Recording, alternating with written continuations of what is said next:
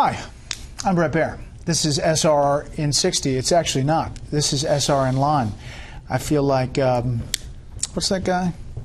Ron Burgundy. Whatever it San Diego. This is Special Report Online.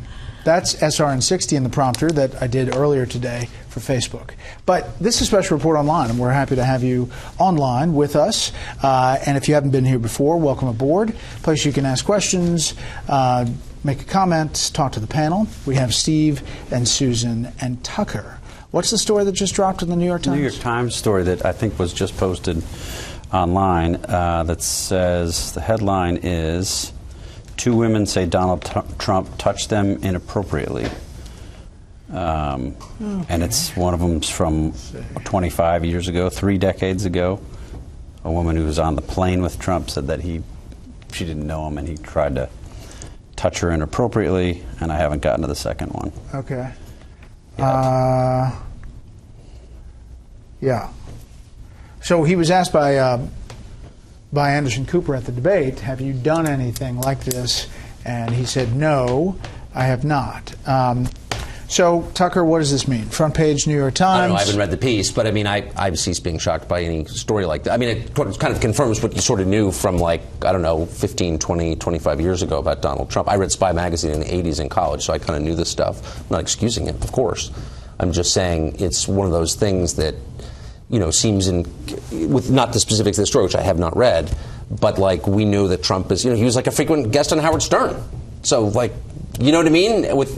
I don't really know what to say beyond that. You sort of know his attitude. So here it is. I mean, at the moment, sitting at a home in Manhattan, Jessica Leeds, 74, felt Donald Trump was lying when he said that Sunday. More than 3 decades ago, when she was traveling businesswoman at the paper company, she sat behind him in a first-class cabin on a flight to New York. They'd never met before. 45 minutes after takeoff, she recalled Mr. Trump lifting the armrest and began to touch her.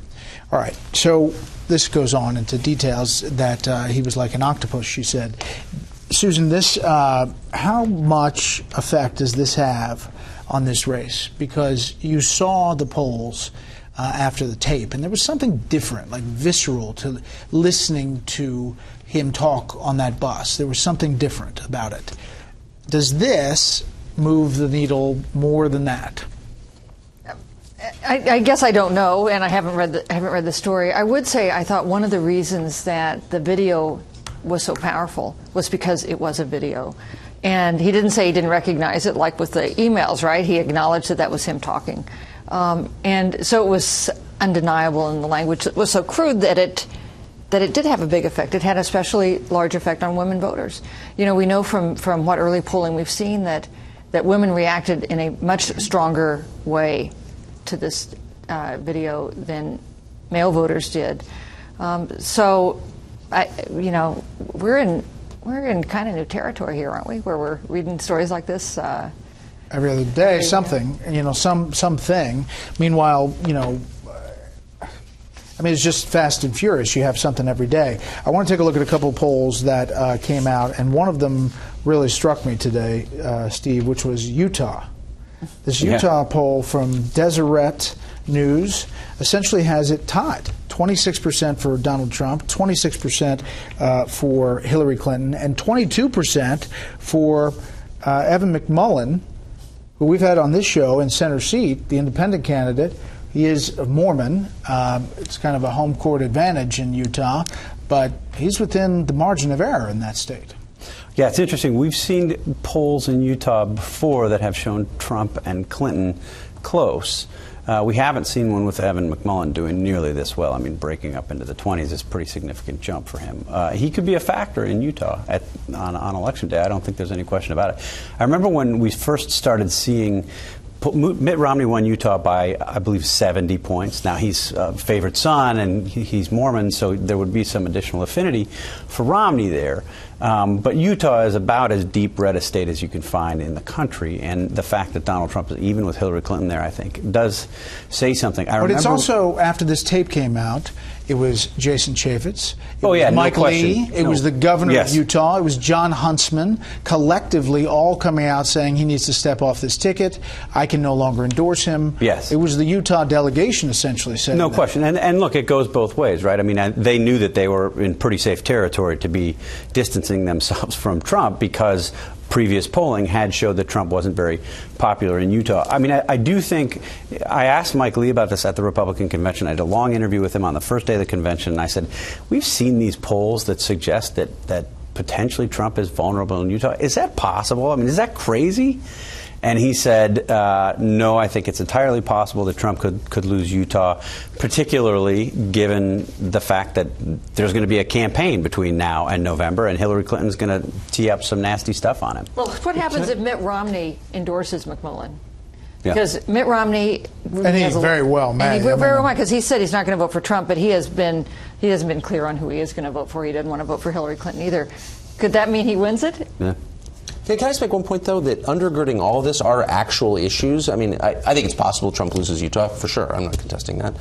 But underneath it all, there are disagreements about policy, and the core of them is immigration. So the Mormon Church, both for theological and practical reasons, finds Trump's views on immigration and refugee resettlement repugnant. And, I'm not even taking sides in that. I'm just saying it's worth noting that. And it's also the same with a lot of people here in Washington. They disagree with his foreign policy views. They disagree with his views on immigration and trade. And so there are actual issues, and I think that the press has done a grave disservice, really, to voters in downplaying those in favor of the stylistic factors, which are also real. I mean, a lot of people look at Trump like, ew, he's gross, I'm not voting for him, which is a fair thing to conclude, I think. But it also, we should know that there are, structural problems here. But the concern from Mormons about something like religious freedom, wouldn't that be something about Supreme Court choices that they would not lean towards Hillary Clinton and lean more towards the Republican? Well, that's the only reason Trump is at, 26% of voters is concerns about that.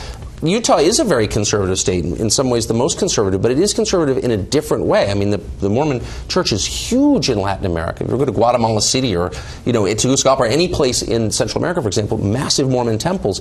And so this stuff affects, they have a different vantage on this, I think. But it's also just to pick up on the religious freedom issue. I mean, I agree with you generally on the policy issue, aren't getting enough attention as they otherwise might.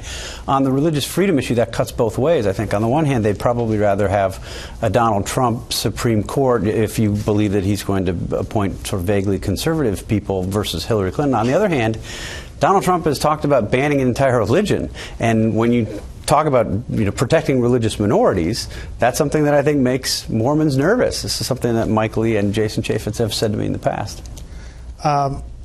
And Mike Lee obviously was on the list to get Ted Cruz to sign on to Donald Trump's campaign, and then took himself off the list by saying he wanted Trump to step aside from the ticket. Wisconsin, this is a state where you see in the Marquette poll out today the evolution of the reaction to this tape. You see the Trump leading 41-40 on Thursday. Then the tape comes out, 44-38, and then Saturday, Sunday, 49-30. Now, at the same time, the Senate race in this same poll, which is Ron Johnson and Russ Feingold, which is supposed to be all Russ Feingold's, is tied within the margin of error. I mean, it seems strange that some of these states are splitting like that. Yeah, that is surprising. If Wisconsin goes to the degree it was by the third day of their polling, it'll be very hard for Ron Johnson to win. I mean, it's hard. Senate candidates can make up a certain amount of ground. They can make up, 5 or 6 points. Making up 10 points, that's a really difficult task, because we have become a nation that is increasingly not inclined to split our ballot. So that's, that shows Ron Johnson in a stronger position than we have expected him to be. But he's got to be very troubled by the numbers for the top of the ticket. For sure. If you see a landslide or a collapse, either way, it really does affect down ballot a lot. The Senate chances that it stays Republican?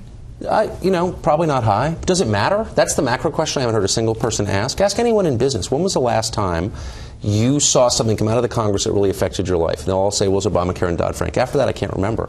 When was the last time one of the agencies did something that affected you? Like yesterday. The balance of power in Washington, beneath our gaze, has shifted so dramatically to the executive The Republicans have the largest majority in the Congress and the state houses they've had in lifetimes. What effect has that had? I'm sure there's some effect, like someone could tell me. I'm sure, Paul Ryan has a list of the effects. I don't really notice any of them. It has had no real effect on America, which has moved dramatically left during that time.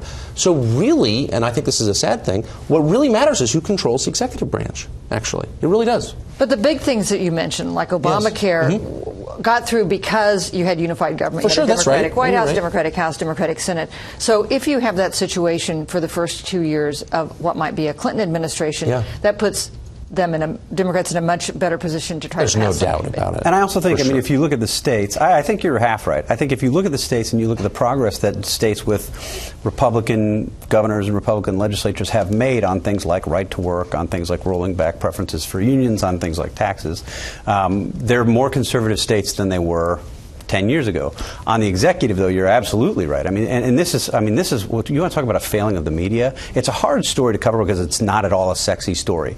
But you look at the way in which the Obama administration has empowered the administrative state and given additional resources and power and to the bureaucracies, and the extent to which they are sort of running on their own is incredible. And you do hear this. You hear this, and I think the left would say, well, these are just big businesses complaining. They're not big businesses. They're small businesses in many cases, or they're ranchers. Look at Obamacare. So the bill itself is whatever, this tall, and then the regulations are 20,000 pages. Exactly. 20,000 pages. And that's what matters in the bill. But take 3 steps back even from that. So in the last 20 years, what are the 2 big stories in American life?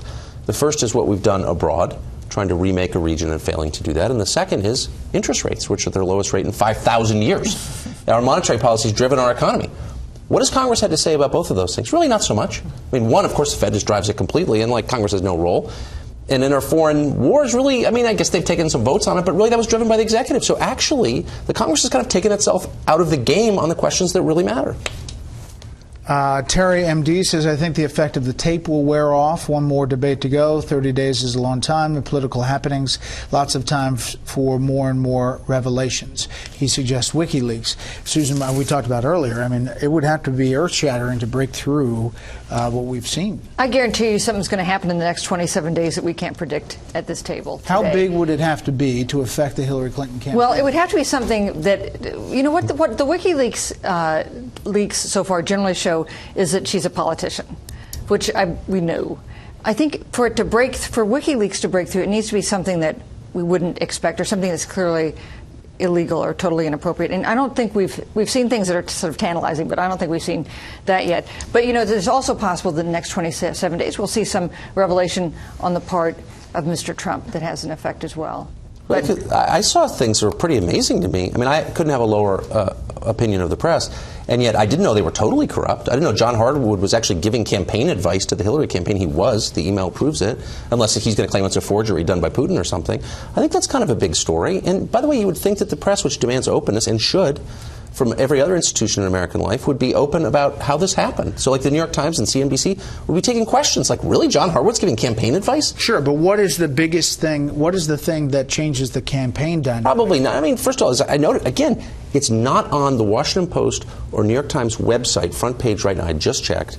And so, if you don't disseminate the news, it can't have an effect. I'm not saying, look, Trump is losing because of things that Trump did. I'm not blaming the media for Trump's screw-ups. They're his fault. But I also think if you believe that Hillary Clinton is going to be the president, and everyone I know believes that, in the press anyway, you have a kind of moral obligation to cover her in a real way, and they're just not. Isn't there a possibility, though, that the pendulum swings, or is this decided? Is it usually what the press does is they focus this way and they don't cover something, and then it swings and the story changes, and he's the comeback kid, but it doesn't seem like there's a comeback kid. Look, I think there could be an external look. I think in all likelihood Hillary Clinton's going to be the next president of the United States. Is there an external event that could change the outcome of the race? I think that's possible. I don't think it's likely, but if we had a massive terrorist attack on the U.S. homeland, right now, and Hillary Clinton, in responding to it, said something that suggests, like her line from her Georgetown University speech where she said we need to show empathy to the enemies. I mean, yeah, that could sink her, something like that. But otherwise, it's hard to come up with something that could do that. Just to pick up on Tucker's point, I mean, I think that's exactly right.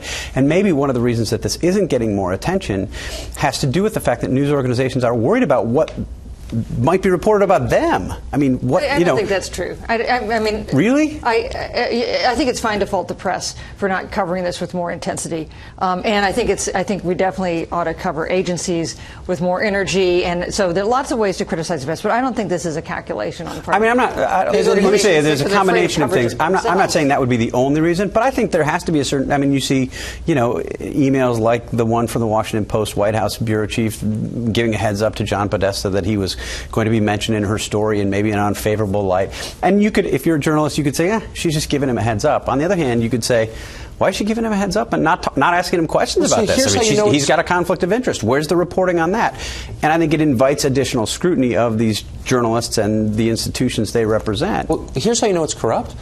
I had a reporter call over the Post about that exact email yesterday, and we also had one call over to CNBC and the New York Times about John Harwood's emails. And just asked, what do you make of this? In all three cases, we got no comment. Really? How can the press, being the press, in good conscience say, we're not going to comment on this? Don't you have a moral obligation to it? Yes, you do. And they won't. And what's the excuse for that? Well, they just don't feel like it. No one's going to make them. That's corruption. I don't know what's the alternate explanation for that. Now, I will say there is a double standard here because the media who cover media are not giving this the same coverage that they gave when the Obama administration said that Fox News was an arm of the Republican Party. And remember that? Even though the news side of Fox was continuing what we did every day, which was getting stuff answered and asking questions. Anyway, that's a little closer to home. Susan, is there a way that Republicans hold on to the Senate? Yes. And in fact, one thing in favor of that possibility is that Republicans who are running for re-election in the Senate have understood for a year that they needed to have independent campaigns, not to rely on the top of the ticket, as somebody like Rob Portman has managed to do pretty skillfully. So yes, I think Republican senators have done a surprisingly good job of kind of separating themselves from Trump. It just matters on if Donald Trump loses. I think it matters how big he loses. And how much ground they have to make up. But yes, I think it's possible. And I actually think it's unlikely that Democrats get the House. It's a stretch for Democrats to get the House. Yeah. We're just talking about it because it's now in the realm of possibility, not because it's likely. It's a lot of Spearhead says, Tucker is my #1 favorite, amped up, hyperactive, super caffeinated, ultra passionate pundit on Fox. He's wired, smart, and knowledgeable. Spearhead, big fan. Can I say one thing that I've been obsessed with? Is, by the way, no caffeine, just Nicorette. Just Nicorette, which I love. I think at the end of this, there are going to be a lot of sincere lefties, and some on the right too, but sincere lefties who are really worried about what they just saw. Because here you have, this is the ominous development, leaving aside the election, Trump, Hillary, whatever. You have an alignment for the first time in like 150 years in this country of media, academia, Hollywood, the political class, and big business. And so basically every power center in America is on the same side of one question. Now you can agree with them on that question and still have a real concern about concentration of power in that few hands, actually. Because basically when everybody who wields power in the country agrees, they can do anything, and there's nothing you can do about it. And there was a huge constituency going back to Teddy Roosevelt of people on the left, the progressive left, who didn't want to see that. You know, they're the ones who push the anti-monopoly legislation because they're like, you know what, it's not good for the rest of us without power if all the powerful people agree.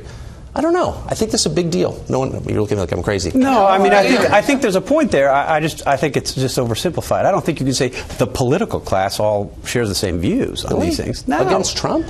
No, well, I mean, against Trump, anybody in that Bernie Sanders agrees with Trump on certain things. I know, but you don't see the Bernie Sanders people getting livid about Donna Brazile and the town hall question. No, I mean, I bet if you interviewed them, the rank and file Bernie Sanders supporters, they'd be pretty livid. Yeah. You know, they'd be upset about this stuff. But there's this feeling that Trump is so bad that we can like kind of justify anything. I mean, someone actually said, a friend of mine who's a lefty said to me the other day, I was like, really? I was complaining about this press stuff. And he's like, well, yeah, but I mean, it's Trump. Like, he could be president and destroy America. As soon as you decide that the ends, justify the means, I don't know, boy, you wind up in some ugly places, I think. And I'm not saying that to defend Trump. But it's just agree. true. No, the press obligation in this election is like the press obligation in everyone. Yes, and that's right. to cover both sides and let Americans decide. Exactly. All right, but quickly, what could Hillary Clinton get done with a Democratic Senate and Democratic House?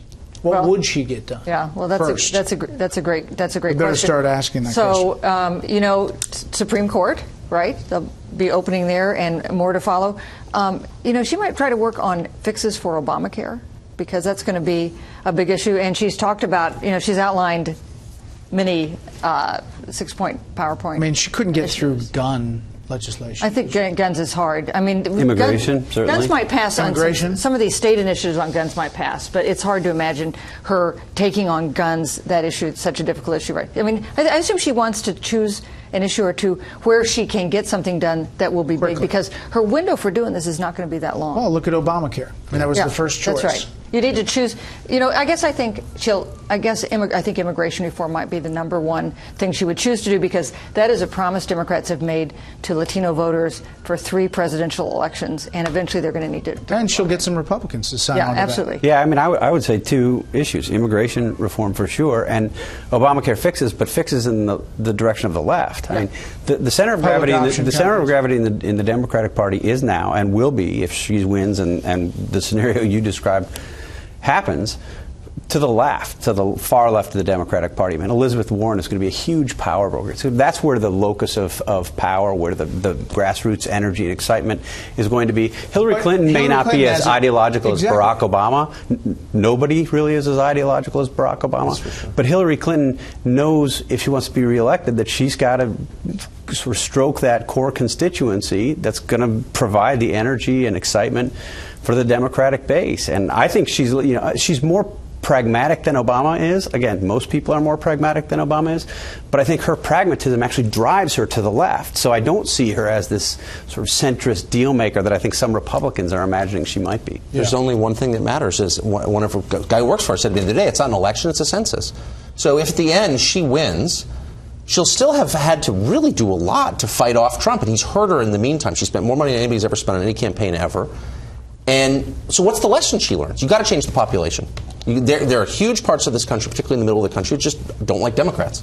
And so you've got to bring in sympathetic voters. I mean, that's immigration reform. I don't know why that's a euphemism for changing the population of the country. There's a guy that says that President Obama will protectively pardon Hillary Clinton before he leaves office. Preemptively pardon? Yeah. A pardon to use when you need it? Yeah, like a get-out-of-jail-free card. Right.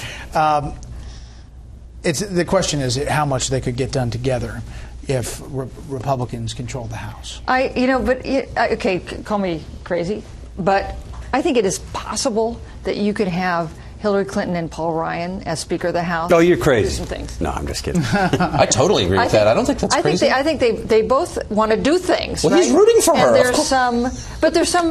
things on But which just they because disagree, even if he were rooting for her doesn't mean that he agrees with her on everything. I think he agrees with her on the big things. He agrees with her on immigration. If you think that immigration is the big thing, then you would think that. But I don't think that he agrees with her. He totally disagrees with Hillary Clinton on the size and scope of government. Right. He's dedicated his entire professional career totally determined to by shrinking. who lives here. So like no, that, I mean, if you say 11 million people who are here illegally is a problem, we should try to do something about that. That's an issue maybe on which they can the question is, do they vote or not? So do you add 11 million people to the voter pool? And that clearly helps the Democratic Party. I mean, so why is that not priority? Well, I'm not attacking. I'm just saying that's true. If you legalize everyone who's here illegally, you just have a huge number of new Democratic voters. Like, why is that not true? It is true. Unless you provide legal status, it's not a path to citizenship. That was part of the whole debate last time around. That's what Rubio did before. Well, this has been fun. Breaking news at Special Report Online. Susan, thanks for being here. Love to have you back. Guys, you're always here, so I'm not going to thank you. Special Report Online every Wednesday. We're going to head to Vegas this weekend, Fox News Sunday in Vegas. See you there. Control room, a little goodbye.